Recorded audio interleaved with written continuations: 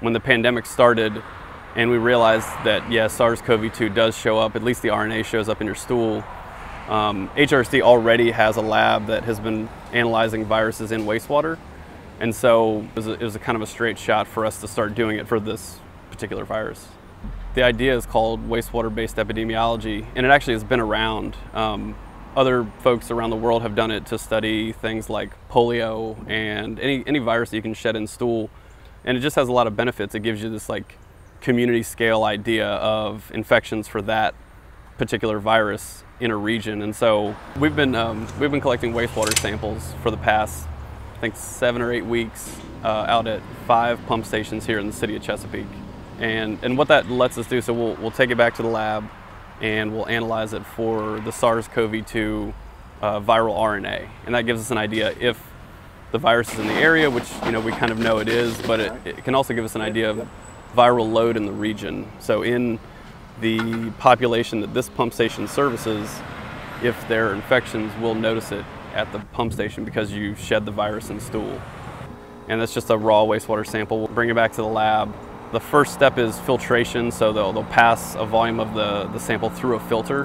Basically, the virus can get caught on the filter, and after that, it'll go over to our molecular lab, where they'll take the filter, extract the RNA, and then they run tests, which are actually really similar to the CDC PCR tests. So if you would have gotten a nasal swab during this pandemic, it would have been the same kind of PCR-based test that detects the viral RNA. We just do it in wastewater.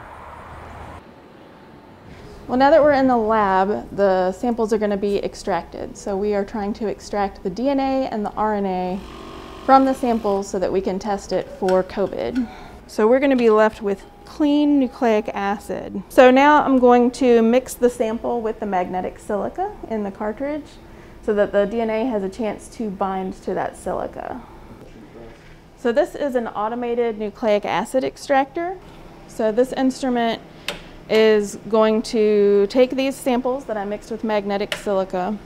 It's going to take those samples and take them through a series of washing steps. It's going to remove all the extracellular debris. So once the samples come off of the extractor, we have clean, purified nucleic acid. For that, we want to amplify the specific target for whatever we're looking for. In the case of COVID, we're looking for RNA from a specific gene on the SARS-CoV-2 virus. So for that, I'm going to do PCR. So when I finish plating up my PCR, I'm going to take this plate and I'm going to put it on my thermal cycler. This thermal cycler is an instrument that is going to amplify the DNA or RNA in my sample. We've added fluorescent tags, so if the target sequence that we're looking for is in the sample, that fluorescent tag is going to get amplified right along with the DNA. And then we're going to take it to another instrument that's going to measure the amplification and tell us what our concentration is of our specific target in our sample. And so by monitoring week over week, we can get an idea of changes and trends in infections. So if we see a big spike, so a big increase in viral RNA at the site, that tells us there are more infections in the population that this pump station serves. And we do the same thing at the other sites. I think it's important to note that when we detect the virus, we are detecting the RNA, not an infectious form of the virus. And so when people hear about this project, sometimes it's really important to point that out because you would think like, oh, if it's in wastewater, maybe it's getting out into these other areas. But actually, as it leaves your body, it's really, as far as we know right now, not able to replicate. And so when we detect it, we're detecting sort of the remnants of it, like its molecular signal, not the active, able to replicate virus. So it's not infectious.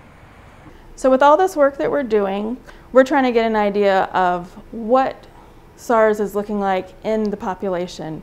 We want to get an idea of where we can focus efforts for vaccination and outreach for people where we are seeing the highest outbreaks.